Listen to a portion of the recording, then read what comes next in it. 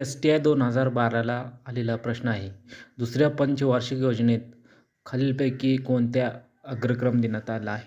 तर याचं ऑप्शन आहे शेती व्यवसाय, पोलाद उद्योग आणि सामाजिक न्याय आणि जलसिंचन. तर याचं आन्सर आहे पोलाद उद्योग. तर पहिल्या पंचवार्षिक योजनेमध्ये कृषी क्षेत्राला प्राधान्य दिलं आहे. त्यानंतर दुसऱ्या पंचवार्षिक योजनेमध्ये जड व मूलभूत उद्योगाला प्राधान्य देण्यात आलं आहे. तिसरी पंचवार्षिक योजनेमध्ये कृषी व जड उद्योगाला प्राधान्य देण्यात आलं आहे. चौथ्या पंचवार्षिक योजनेमध्ये स्वावलंबन आणि स्थैर्यासह वाढ. पाचव्या पंचवार्षिक योजनेमध्ये दारिद्र्य निर्मूलन व स्वावलंबन. सहावी पंचवार्षिक योजना दारिद्र्य निर्मूलन व रोजगार निर्मिती. तर सातव्या पंचवार्षिक योजनेमध्ये उत्पादक रोजगार निर्मितीवर भर देण्यात आला आहे. तसेच आठवी पंचवार्षिक योजना ही मानवी विकासासाठी महत्त्वाची ठरली.